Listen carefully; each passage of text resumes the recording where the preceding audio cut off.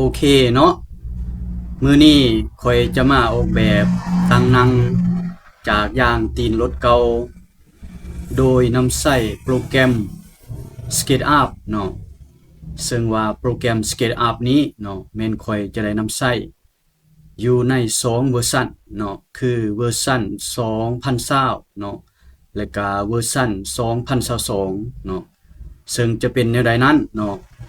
พวกเราไปเบิ่งกันเลยเนาะ